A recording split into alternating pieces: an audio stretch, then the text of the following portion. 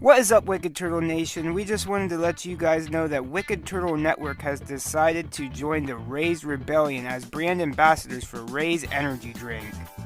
Rays Energy gives you fresh, and that stands for focus, recovery, energy, stamina, and hydration. With zero sugar, absolutely no crash, electrolytes, and BCAA aminos. I encourage everyone listening or watching right now to raise up and join the Rays Rebellion yourself by going to your local GNC, vitamin shop, or even online at repsports.com and order yourself some Rays energy drinks or other athletic supplements in bulk. And when checking out, use the order code WICKEDTURTLE for a 15% discount. The website and order code will be in the description of this cast.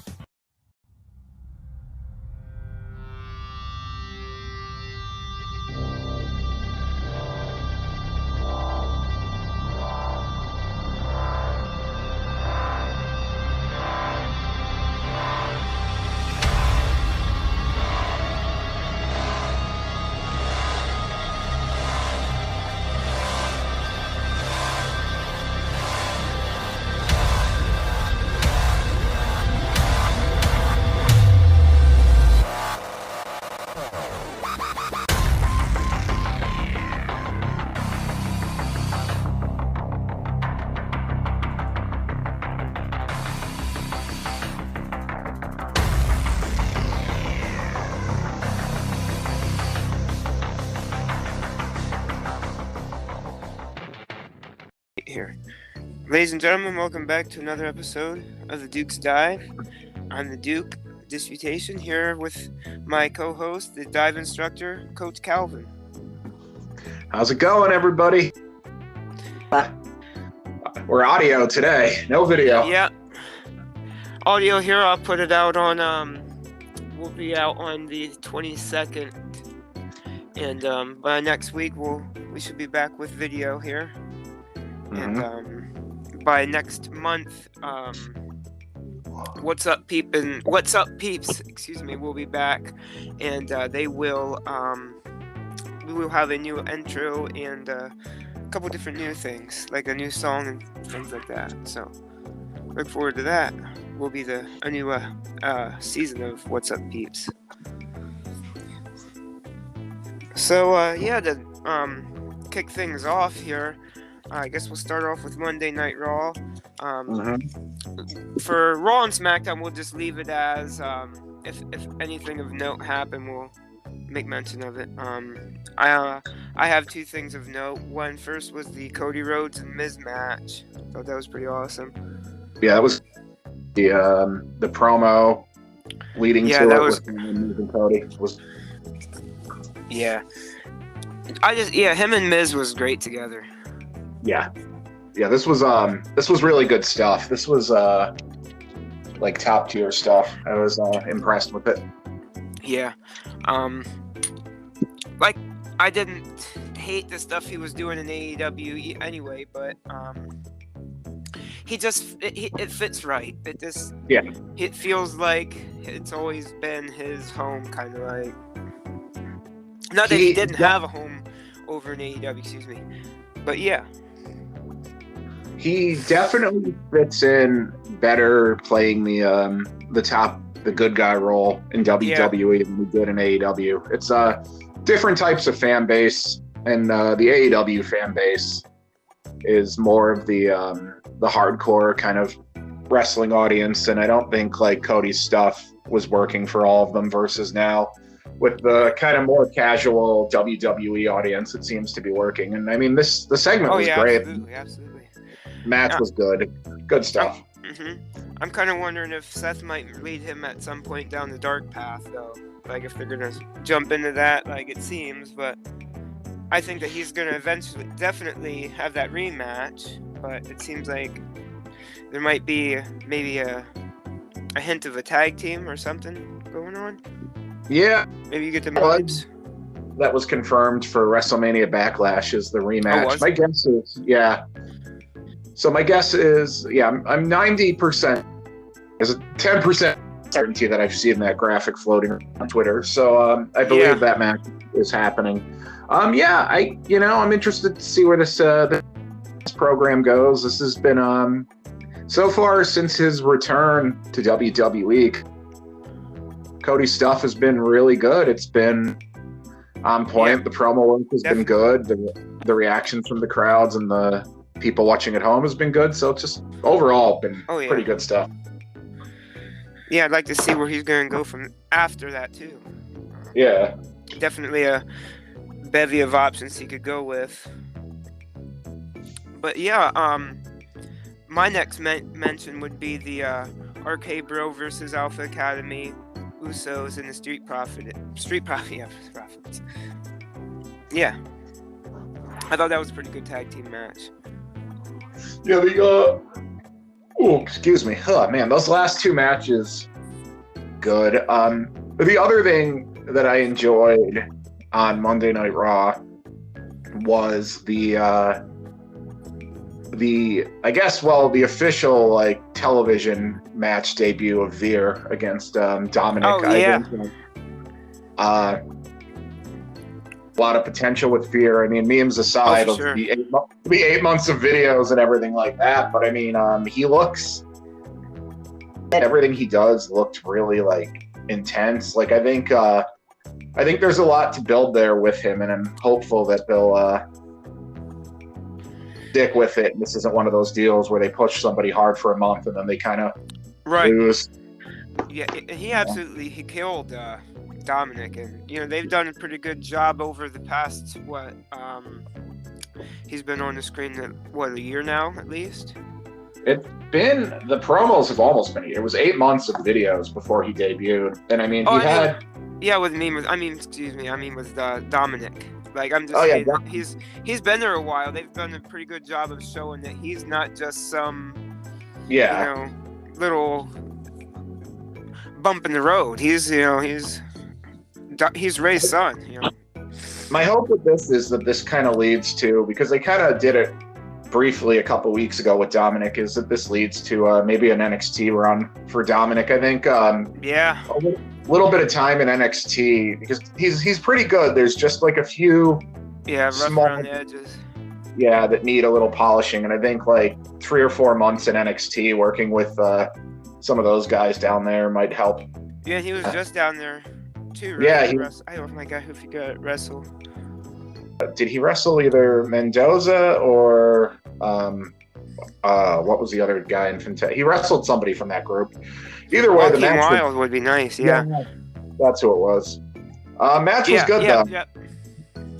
So that's all really good. That Raw was fine. It was Raw, but it wasn't. Raw's been pretty enjoyable the last month. I'll give them that. It's been keeping my interest.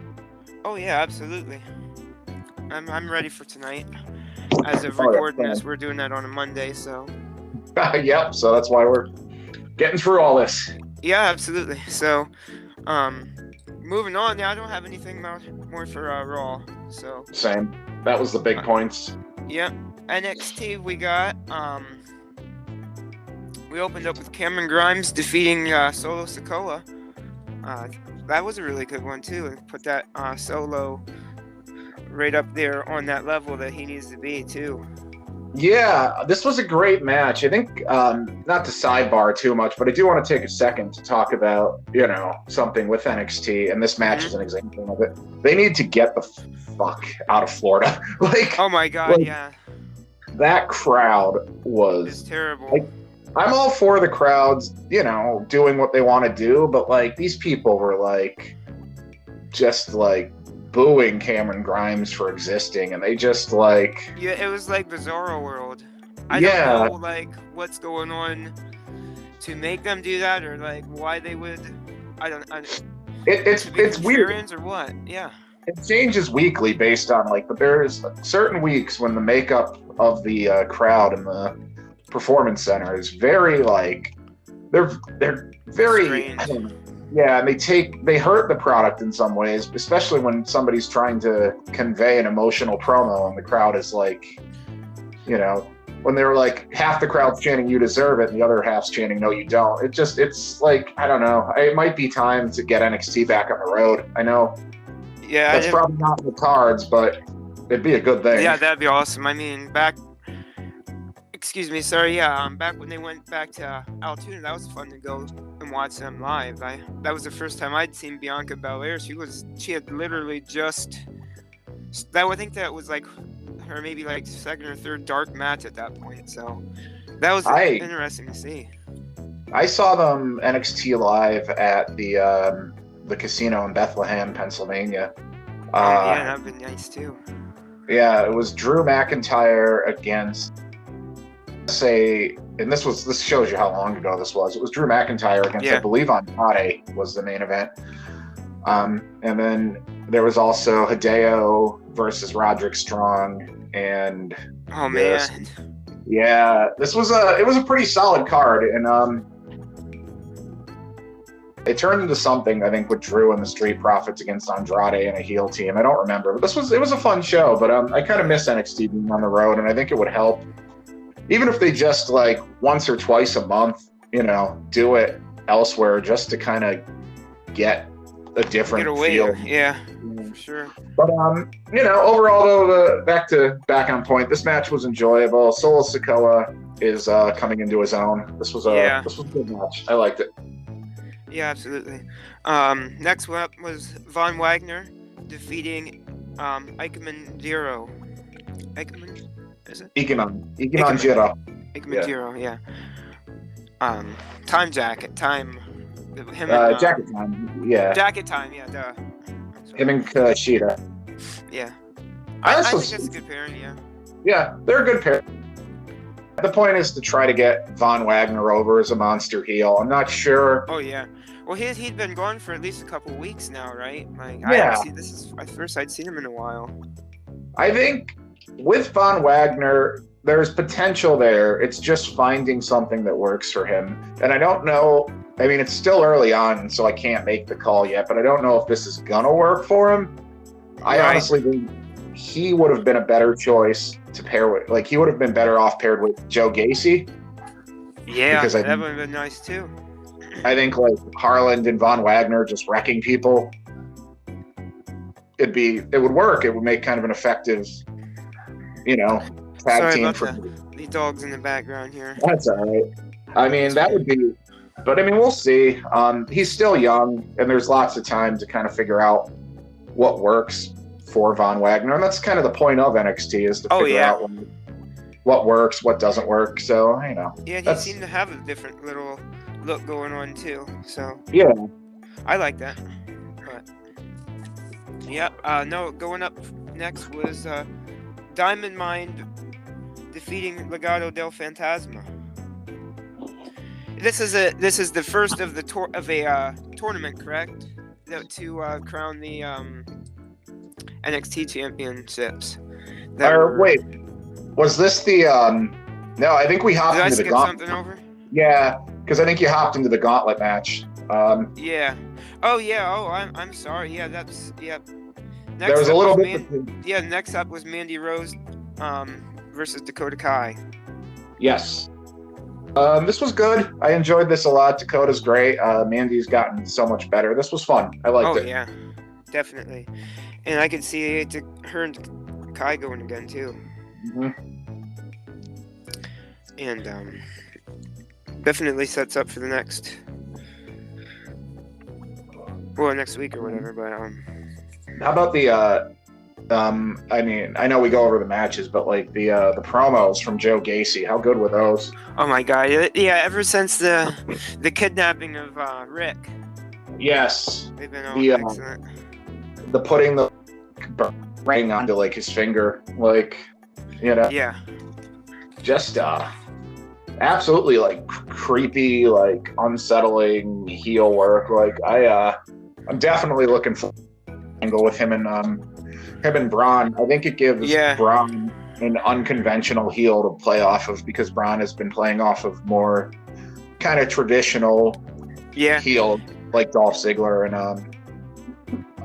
Santos Escobar. So this kind of gives them somebody that's a little outside of the box. So I'm excited for this program. Yeah, not to compare him to anybody, but it reminds you of back in the day with the Bray Wyatt promos when he was first starting in NXT. So it really seems like they're gonna give him something, and he's we know he's excellent in the ring, Yeah. But him and Braun are going to have a great match, and also throw Harland in there too. There'll be some good stuff with Braun and Harland. So definitely need to see more Harland. So yeah. Then after that, Randy Rose and Dakota Kai was Zion Quinn versus Drew Anthony, right? Yeah. Yeah. Drew Anthony. Draco Anthony. Oh, Draco Anthony. I'm sorry. Draco. This was fine. You know, I like Zion Quinn. I think he's another one who I think. Yeah, he's definitely another one that has an interesting look. Yeah, and he has potential. It's just finding. He's another one they've kind of played around with a little bit too, like just trying to find that one thing that'll work, propel him to that next level. But overall, this was fine. You know, I enjoyed it. It was good. Yeah. You know, no complaints. Real quick, but it wasn't, you know, I mean, a squash or whatever, but anyways, yeah. The next was the gauntlet, the tag team gauntlet. Yes. Which the first match was Diamond Mine defeating the Legado del Fantasma. Yeah. This was good. Raul got a new name. He's now Del Toro Cruz is what he's going by. Oh, is it? Yeah, well, because the name's getting rid of the whole real life name thing is becoming a thing, and it's fun. Yeah, that's understandable. Yeah, but this was you know, entire match was pretty good. I mean, I don't want to jump to the ending before you get to it, but we'll get there in a minute. Overall, I enjoyed this match. It was good, and then they went in to face Briggs and Jensen, which they had defeated Briggs and Jensen, and then they were in a match with Grayson and Waller and Sanga. Is that the guy's name? All right, and then they defeated them. Then, in the climax of it, they faced Pretty Deadly, team from NXT UK, making their debut on. Is it their debut or? Yeah, this would be their. This would be their American debut. Yeah, because obviously they've wrestled on NXT UK, but this would be their right. debut. This was their first match though, because they only appeared. Well, this would be their wrestling debut because they did do the unmasking bit last week, but that was about it. Where they right. Promo. I like them guys. They're pretty interesting. So. I like that they play up the gimmick, the flamboyant male model, Zoolander-esque type gimmick. I don't know. I think they do a good job of it, and they had that crowd pissed, so like they definitely did their job, which was and they had some pretty good promo work too this week. Yeah. To speak of promos. Yeah, their promo they played was fantastic. And it's like it's so funny because like I've seen off on a tangent here, people compare them to the Young Bucks, which blows my mind because like I don't know, I don't see that. Yeah, other than being a dude with one guy with long dark hair and one guy with long blonde hair, different style, it's a different gimmick, and I'm not shitting on the Young Bucks. I think they're great wrestlers. I'm just saying like these are different. Right. Other than long hair, these men have nothing in common. Like they don't even work that similar of a style of people, like, you know. But overall, I think giving them the belts was the right call. It puts the belts on a heel team, which then allows the Creed brothers to, like, you know, do the chase and have that. Oh yeah, sweet too, yeah. And now I guess we have to wait and see what happens with Wesley. Yeah, absolutely. One thing I noticed, it's not funny, but it just made me like kind of go, oh boy, was when Pretty Deadly picked up the tag belts. On the left side of the belts, if you watch, the nameplate for Wesley is still on there. They took Nash Carter's nameplate off and replaced it with a generic W. I mean, I would say that the 2K22 DLC is not going to happen, nor is his toy. I'm going to say that. Yep, I can understand that. Wesley will be the sole action Just to speak figure. on what's going on with that, not to say anything, because if that comes to legal things, whatever, then that. Okay, but other than that, we're just saying I don't think he's going to be featured moving forward. So. Yeah, I think Nash Carter, for the time being, without getting into it, I would say is done business for the time being. Yeah. And whether you agree or disagree, that's not what this podcast. That's all we do on this podcast. Save that for Twitter. Yeah, absolutely. All we're saying is he will have moved on from the business for a bit. So for the time being, anyways. So yeah, but that was NXT. Good show overall.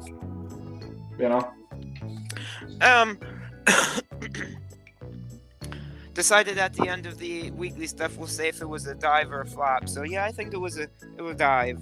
So I don't like to do the ups and downs on every match. So I've just figured the weekly stuff for that, and then if there was a pay-per-view type thing, whatever out of 10, maybe they do the dive, whatever. So just to keep it in theme. I would say it's a dive. It's worth the watch. Raw from last week, other than little and fast forward through, is definitely worth the watch too. So yeah, absolutely. So next is Wednesdays. We're on Wednesday, and this is Dynamite. CM Punk defeated Penta Oscura.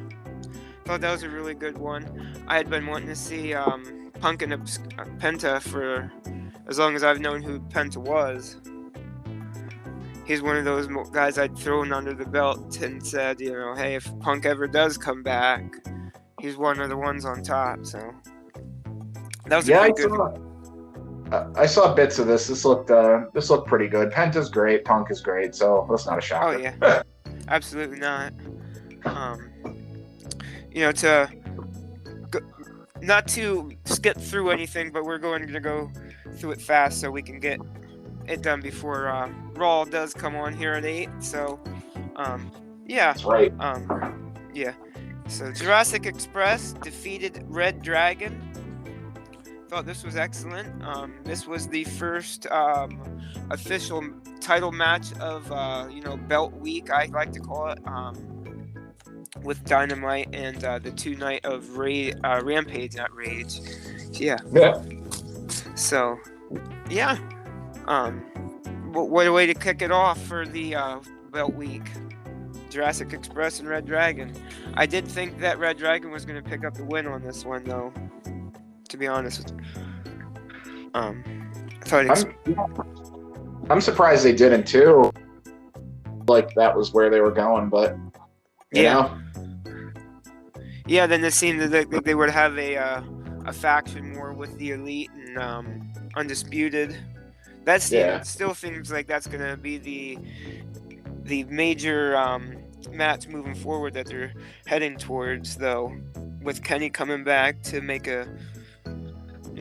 I don't think he's gonna be too happy with Adam Cole. with the way it seems like it's going. Anyway. Yeah.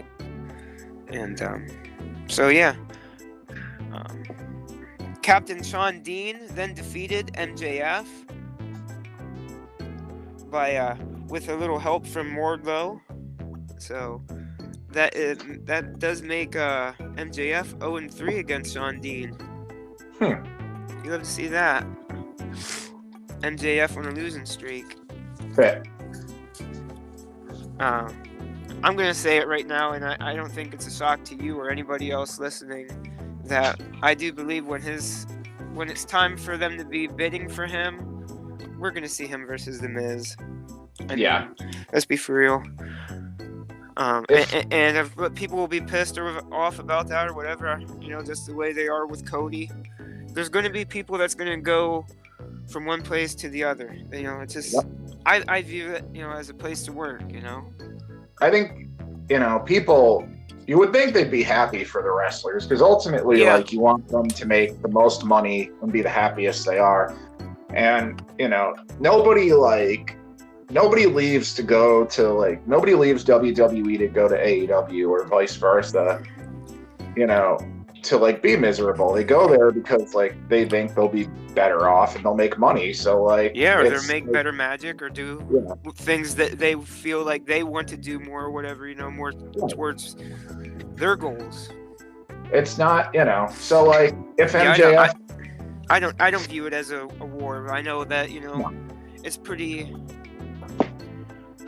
evident there's something going on, but like most people that are rational that say, hey, who was it? John Cena was just saying that, it's like these other places that are available to work, it makes, it strives for them, the other places to do better or move out of the way. So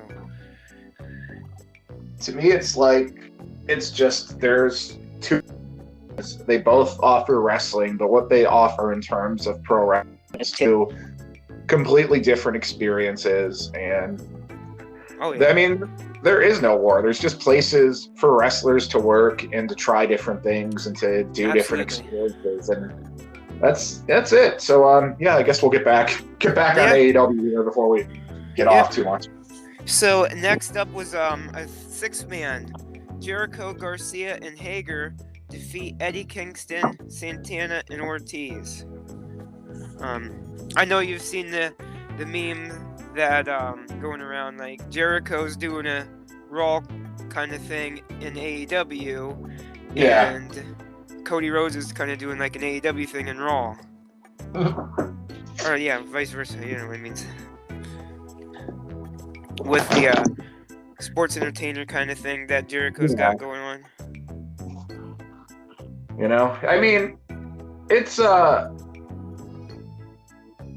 the Jericho reinventions that he's done in AEW. This one's probably the weakest, but at the same time, right? At least now at this point, anyway. Yeah, it's still early, and it could, there could be an end game here to this, but I mean, either way, like at his age and to look as good as he does and to work, oh my God, like all the props in the world to Jericho, like that's really all.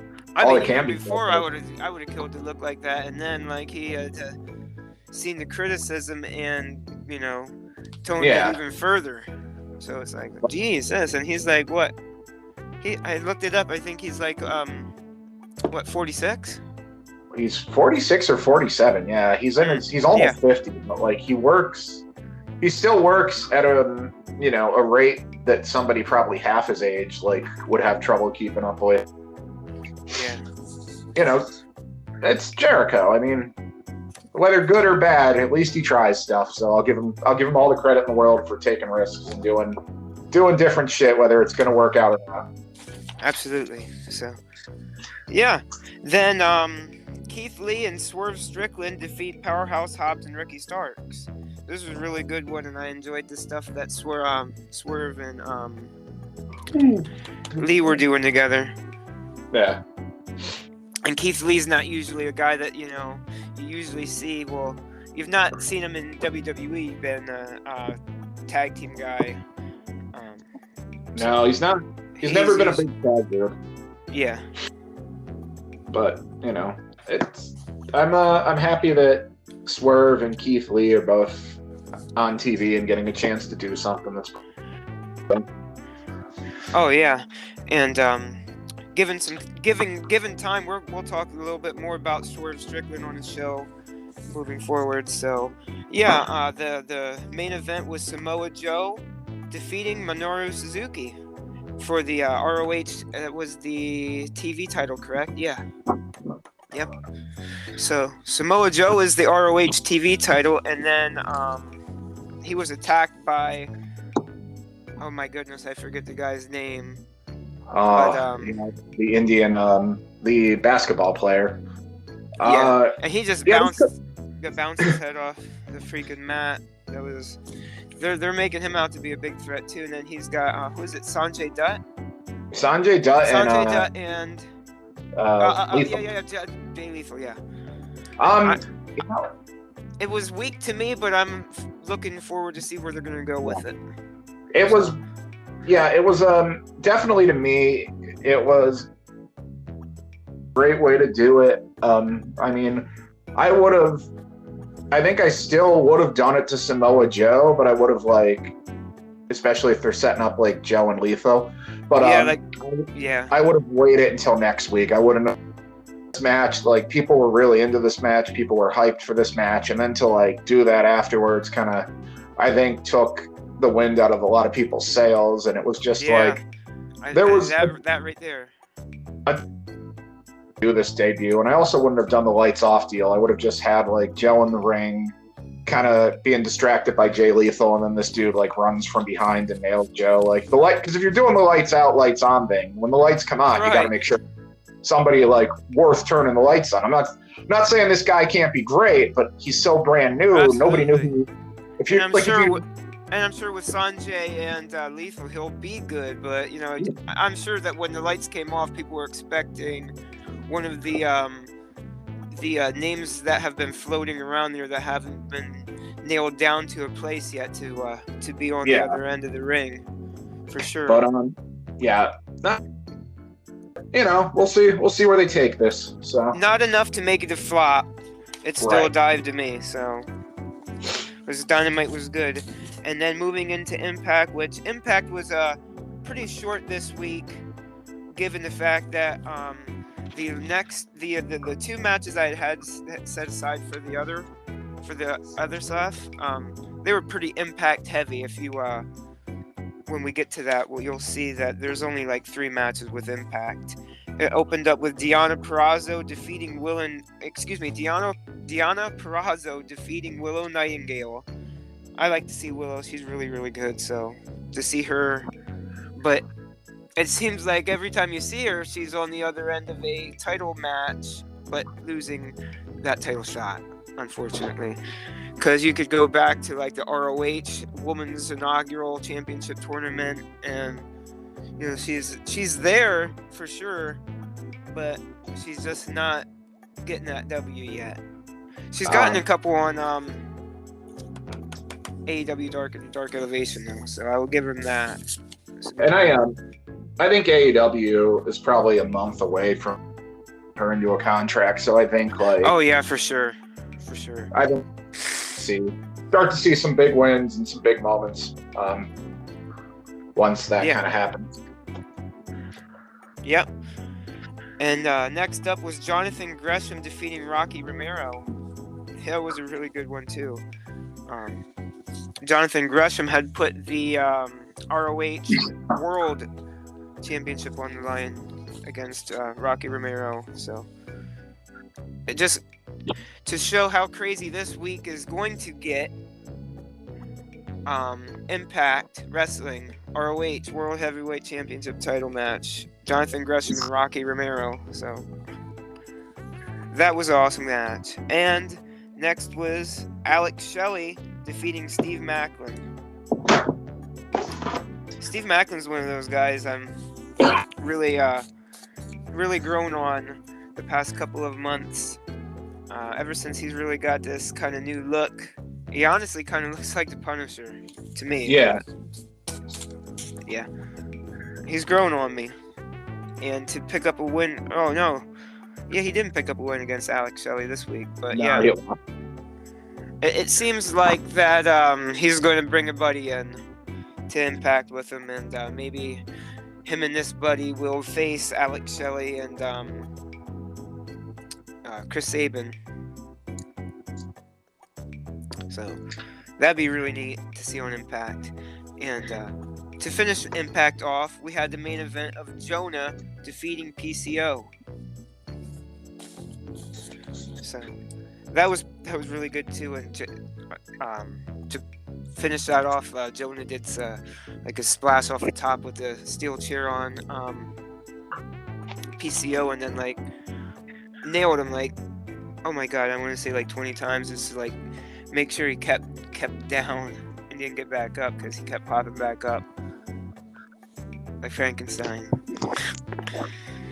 You know, PCO. Yeah. So yeah, very, very short week of Impact. Good. it's a dive for me. So we'll move on to Rampage. The Battle of the Belts. It was a 2-night event, so basically it was just Rampage Night 1 and Night 2. Rampage on Friday and then Saturday. So Night 1 was the Blackpool Combat Club defeating the Gun Club. I thought that was awesome. It was to see Moxley and it was Moxley, Wheeler, and Bryan. So to see those guys in there with the Gun Club, and I'm sure that all Billy's kids are gonna learn a lot, and just to see them with Billy Gunn was awesome too. It reminds me back when John was in WWE. I think they had a pretty good match with DX. Yeah. The DX guys. It was the Shield versus, I think it was 3 members. I think it was, anyway. I want to say he was in that. Mm-hmm.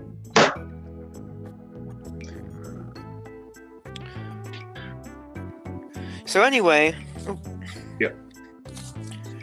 The next one was the Butcher defeating Barrett Brown. Real quick, fast match. Made the Butcher look super strong, so can't argue with that. No. The next one was Ruby Soho defeating Robin Renegade. This was really good. I did make note that Robin Renegade and they had pulled some twin magic basically. Mm-hmm. So that's pretty interesting to see that go on with that, and I'm sure that's going to keep on happening until the refs figure it out one day. It'll become a thing, Yep. And the main event of Night 1 was Hangman Page defeating Adam Cole. I kind of really seen this going the other way, but I'm glad. I am glad that Page picked up the win here. Yeah. Hold on to the belt for a little bit. For sure. Hopefully, anyway. He's gonna end up dropping it to Punk. I guarantee it. Well, there's a prediction right there. Yep. There's my call. Not within the year. I don't know exactly, but that's just within the year. But yeah, that's all I really have. Yeah, unless because my view would be that Kenny comes back and takes it. I don't know if Kenny's gonna go right into the title picture or not. We'll see. That would make sense too. I'm interested to see the way that's gonna go when he comes back, because I'm sure they do. As much as people say they don't, they do care about wins and losses, and the fact that Kenny hasn't been there, and the fact that stats reset year after year. He has no, claim at a title match right now. So, absolutely. So, yeah, that was a good one for me. That was a dive. So, moving on to Rampage Night 2 was a 3-match event. Sammy Guevara defeated Scorpio Sky with the low blow. Pretty interesting to see that one. I don't know how they did it, but I'm completely uninterested between her and what is the it was Ty Conti and what's the girl from American Top Team? Oh, I don't care about any. It's just none of this works for me. It's Yes. I'm glad I'm not the only one then. Yeah, so. I don't dig it, but whatever. So let's move on. Yeah, next match. Jonathan Gresham defeats Dalton Castle. Now this one was an excellent one. Yeah. Jonathan Gresham was just all over the place this week.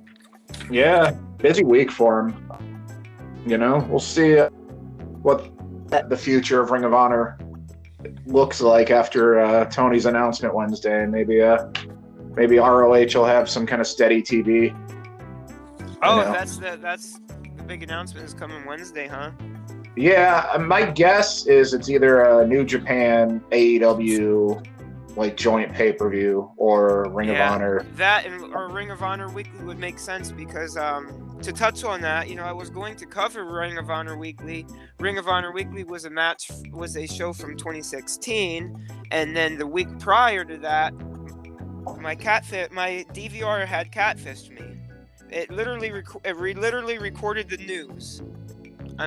I skimmed through all 2 hours of it. It was literally recorded 2 hours of news and told me it was Ring of Honor. So unacceptable. Yep. All right. Let's hop on to the last match because we are running low on time here. Yeah, absolutely. So the next one was Thunder Rosa defeat Nyla Rose. And for some reason, they did say that it was explained somewhere in a promo. Vicky Guerrero was not with Nyla this instance. So, yeah. I think that might have caused the distraction there, and maybe that's why she had lost. But I mean, it was definitely a strong match for sure.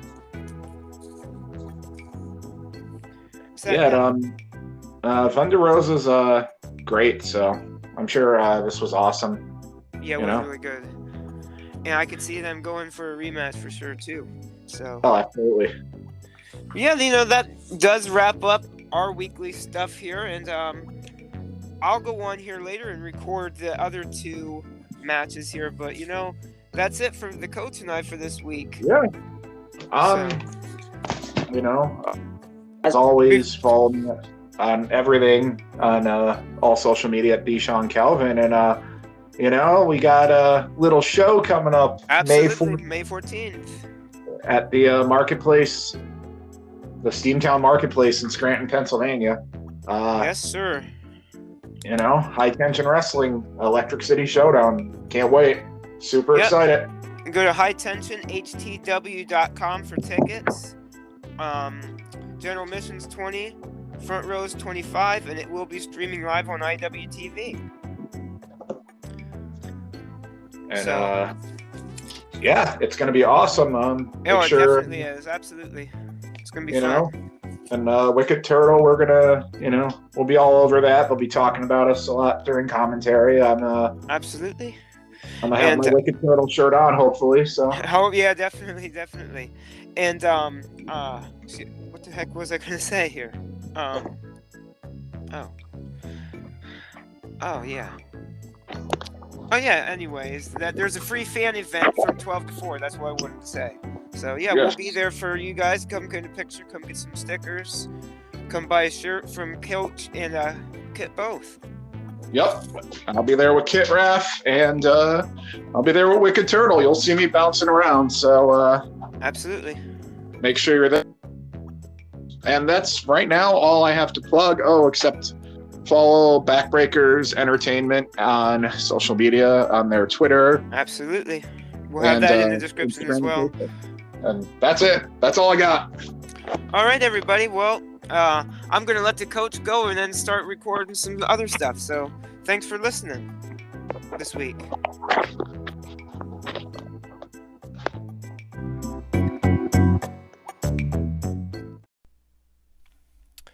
Ladies and gentlemen, the Duke is back. I'm going solo as Coach had some stuff to do. He's going to go watch Raw and whatnot. But I did have 2 different matches to talk about. 2 different events to talk about this week outside of our weekly stuff. And those 2 shows are New Japan Wrestling Windy City and Swerve's House. So, let me get started by talking to you guys about New Japan Windy City.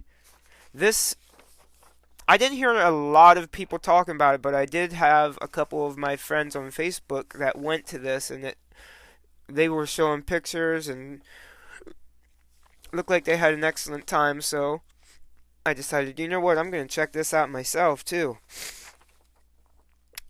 This was a multi-madness event of epic proportions, and like I said, I didn't see a lot of people talk about it because this was awesome to see how many people from how many different wrestling umbrellas were under the same roof. Um, as you'll see as I get into this. The Factory, which was QT Marshall, Aaron Solo, and Nick Camarado, defeated Ken Fredericks, Clark Connors, and Yuya Unema.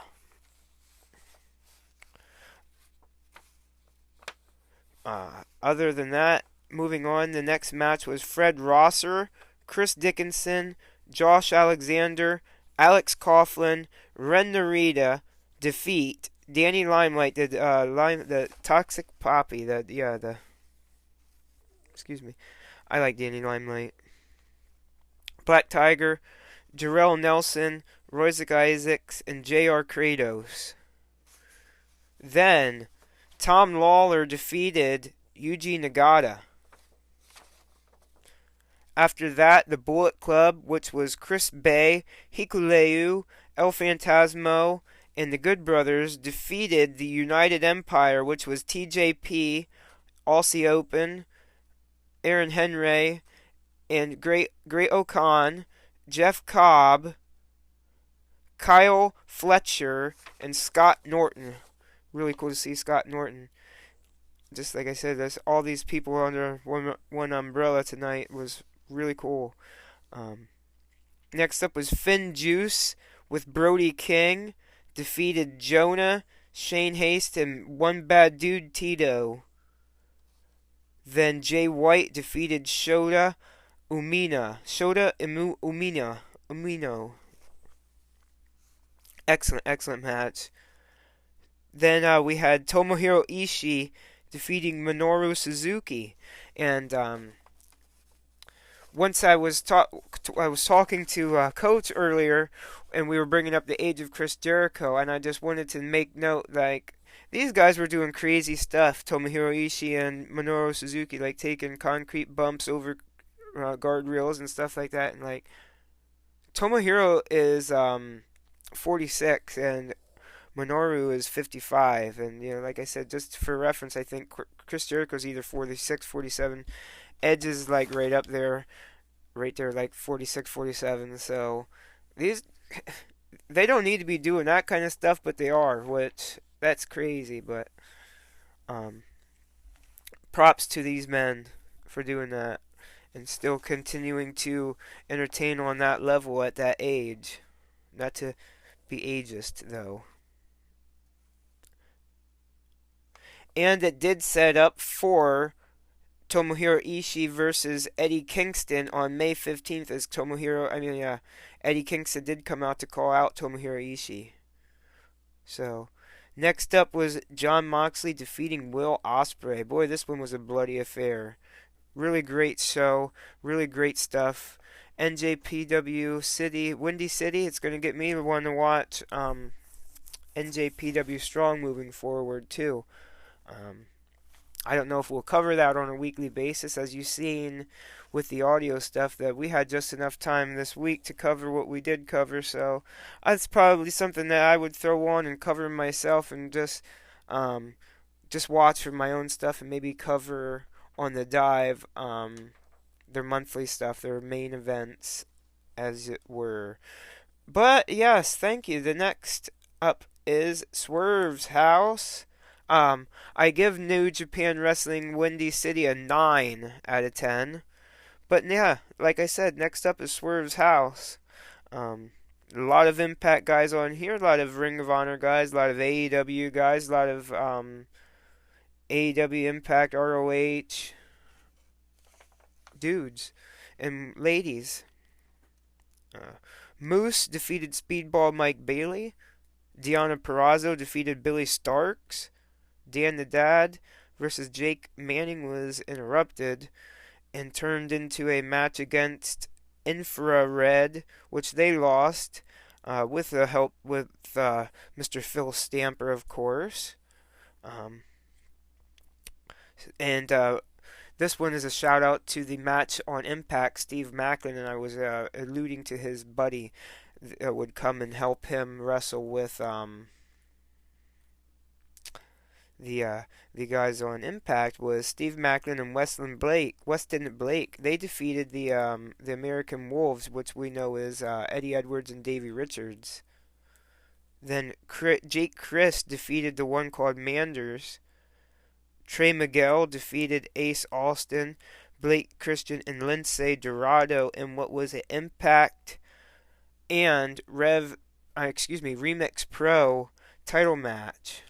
Ace Austin said, "If I'm going to put up my Remix Pro title in a match against multiple people like I always do, like I'm always put up against, then I'm going to have you put up your X Division title." So he did, and Trey Miguel beat him, and he's a double champion now.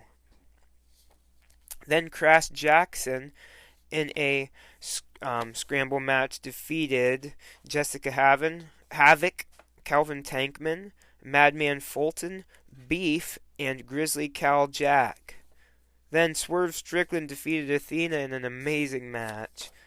JT Dunn defeated Rich Swann and is the heavyweight champion of Wrestling Revolver, and I didn't like that one at all, especially with the help of Mr. Philip Stamper, and I'm sure that Rich Swann is going to get his revenge on JT Dunn, just you watch.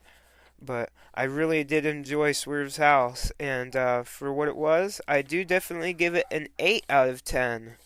And with that being said, ladies and gentlemen, you have reached the end of the Duke's Dive. Thank you for listening, and I hope you join us next week.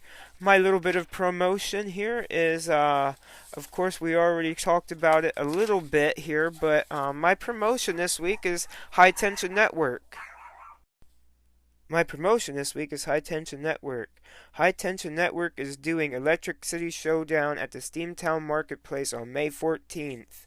There's going to be a free fan event from 12 to 4, and the show doors open at 6, bell time at 7. General admission is $20, front row is $25. You can get tickets on hightensionhtw.com, and streaming will be live on IWTV. You'll see people like Coach and Kit, Adina Steele, Tommy and Beth, The Goons, Nunzio, H.C. Loke, JTG, Johnny Moran, Mike Mitchell, Dan Champion, and many, many more. So, like I said, High Tension Wrestling, Electric City Showdown at the Steamtown Marketplace, May 14th. And also, April 30th, Ultimate Wrestling in Lyons, Pennsylvania, 9 Manhattan Street. Front row $20, general admission is $12, $15 at the door. This show is part of the Rope to Rope Wrestling umbrella. You can find them guys at facebook.com/Ultimate Wrestling 247. Facebook.com/Ultimate Wrestling 247. They got a website, www.ultimatewrestling.us. If you want to get tickets, you can call 315-945-1323. At this show, Ultimate Wrestling, April 30th, you can see guys like Tony Toxic, Diamond City War Machines, Rob Sweet and Dewey Murray, the Open City Hellboys, and Draven the One and Only, and Marie, and many, many more. So Ultimate Wrestling, April 30th, Lyons, Pennsylvania, 9 Manhattan Street. Facebook.com/Ultimate Wrestling 247, www.ultimatewrestling.us. Call 315-945-1323. Thank you for listening to the Duke's Dive this week. We will catch you next time.